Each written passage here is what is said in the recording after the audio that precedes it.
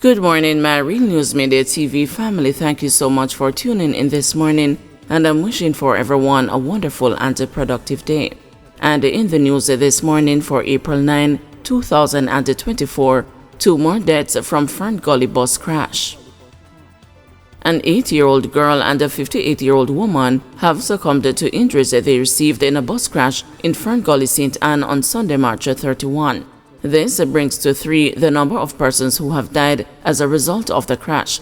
The child, identified as Kayla Brown, who was a student of Alpha Primary School, died on Saturday at the Bustamante Hospital for Children, while Noreen Allen, of a Kingston 16 address, died at the St. Anne's Bay Regional Hospital Monday morning. They were part of a group of 23 people going on a trip to a river when the bus hit an embankment and overturned. Susan Thomas, 49, a housekeeper of Wildman Street in Kingston, died at the scene. The police reported that a faulty tire may have caused the bus crash. Man dies after being hit by a truck in St. Thomas. A man died after he was run over by a truck in St. Thomas on the weekend. The deceased has not yet been identified. According to the police, about 4:25 on Saturday morning, a market truck was returning from Kingston when, on reaching a section of the Belvedere Main Road, the man walked into the path of the vehicle and was hit. He fell onto the road and was run over by another truck that was following closely behind. The man died at the scene. The driver of the first truck was warned for prosecution. There have been 5 road fatalities in St. Thomas since the start of the year. $10 million worth of ganja destroyed by police in St. Elizabeth. The Area 3 Narcotics Team is reporting that it has seized some 1,000 pounds of ganja during an operation in St. Elizabeth on Friday. According to reports, the marijuana has an estimated street value of $10 million. It is believed that during the hours of 11 a.m. and 2 p.m., the ganja was recovered among bushes in the Little Park district in the parish, where it was subsequently seized and destroyed. No arrest has been made in connection with the find. The bust follows that of another in the Trial district in the parish on March 30, where 700 pounds of ganja was destroyed. Witness describes a filthy Yahweh compound. A foul stench like rotten food, unmade beds, mattresses on floors, and the children who appeared malnourished were among the observations made by state officials who raided the Kahal Yahweh Group's premises in Paradise, Norwood, St. James in 2023. The unpleasant sight was outlined by an employee of the Child Protection and Family Services Agency who was on the stand on Monday. The children officer investigator was the first of 2 witnesses to testify on the first day of the trial of 16 members of the St. James-based group. They are charged with several counts of breaches of the Child Care and Protection Act. The 10-year veteran of the CPFSA told the St. James Parish Court that on June 7, 2023, about 4:30 a.m., she and the members of the JCF, JDF, and others from the CPFSA went to premises at Paradise Norwood, where the Kahal Yahweh Group was located. The witness described seeing bunk beds, soiled clothes, buckets and basins of water, and damped ceilings, with visible electric wires hanging from them inside the buildings on the compound. According to the witness, there was an upstairs room with an unmade bed and utensils covered in food particles, indicating that they had not been washed. She also testified that the bathrooms, bedrooms, and the general gathering area emitted an unpleasant odor similar to rotten food. There was another room with pamphlets and an unmade bed, and the room was generally disorganized. She described another building with a garbage bag full of dirty clothes. The children at the residence, she claimed, appeared malnourished. The female's hair was unkempt, and there was an unusual aroma emanating from the children, implying that personal hygiene was not being practiced. My aim was to ensure that they are in a safe environment. At that time, I did not deem it as safe, the witness said. Following the operation, she stated that she informed her team members of her findings and the decision was made to have the children removed. Meanwhile, the second prosecution witness testified that she was given a birth certificate by Francine Paris, one of the 16 defendants, which she then photocopied.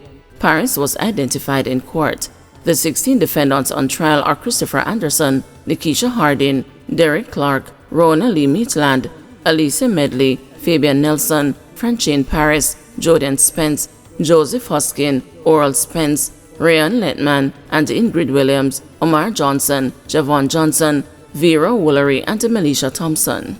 They were taken into custody during a joint special operation of the security forces at their Paradise Avenue religious compound in Montego Bay on June 30 last year. The charges came only 3 weeks after the children of many of the accused were placed in state care. The Call Yahweh compound, which is 2 doors away from the late Kevin Smith's Pathway International Kingdom Restoration Ministries, made headlines in 2019 when authorities raided the property, leading to the arrest of the church's leader and the removal of 23 children from the compound. The raid followed months of allegations by residents concerned about the children's safety. The 16 defendants, who were all represented by King's Counsel Peter Champagny, had their bails extended until June 6, when the trial will resume. Another defendant, Rebecca Gallimore, was given a probation order and the case against her dismissed on a previous court date. Firearms seized at illegal party in Manchester. Police are reporting that a firearm was seized and 2 men arrested for breaching the Noise Abatement Act at an illegal party in Crosskeys, Manchester on Sunday morning. A police source said about 1:30 a.m. an operation was conducted at a location in Crosskeys where a party that was not permitted was ongoing. A search was conducted, resulting in a 9mm Smith & Wesson with 7 9mm rounds being found. Police said 2 men, including the owner of the premises, were charged with breaches of the Noise Abatement Act. One of the men, aged 26, was also charged with illegal possession of marijuana.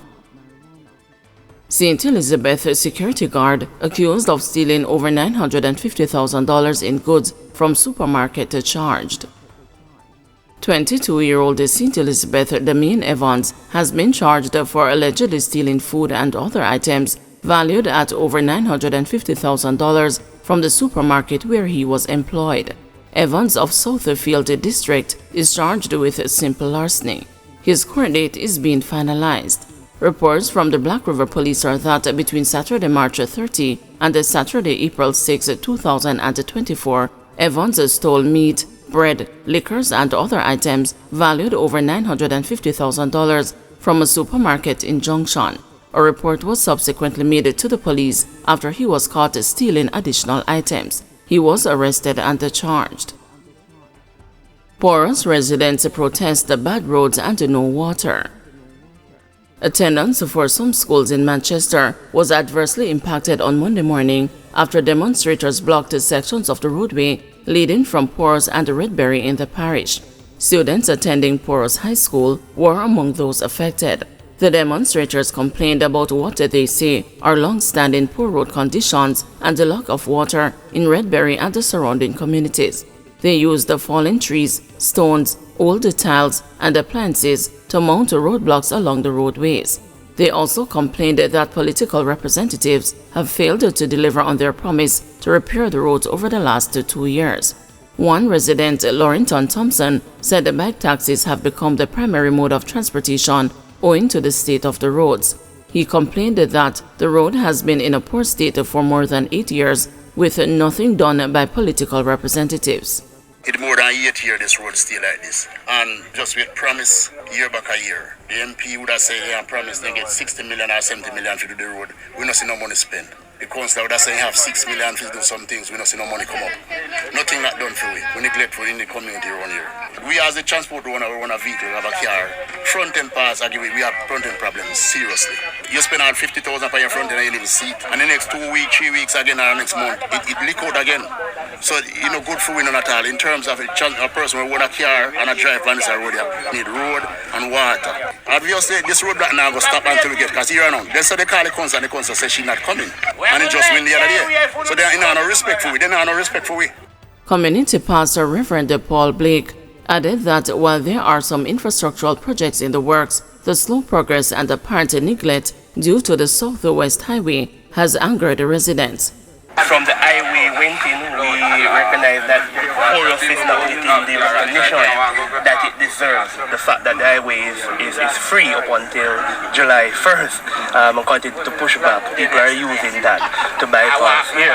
It has been a long time coming that this road needs to be fixed, and we're looking forward to it because a lot of persons here work within the Mandel area, they work within the Mapin area, and so they have to travel this thoroughfare to get to where they're going. But Claudia Morante Baker, counsel for the Poorest Division, contended that allocations and commitments have been made to rectify the issues, but certain procedures must be followed. We have been in dialogue with Water Commission. We know that it doesn't make any sense you put in complete beautiful roads, and there is not proper potable water underneath. Everybody needs it to be done today. However, the due process must be done. So I cannot relate to you to tell you that it's going to be done next week or week after next. The Water Commission is doing their part. The area has been without pipe water all my life. I'm 48 years old. The MP has been there 3 years. I have been there 7 years and counting. And we're doing our best to mitigate against persons having to do without the commodity.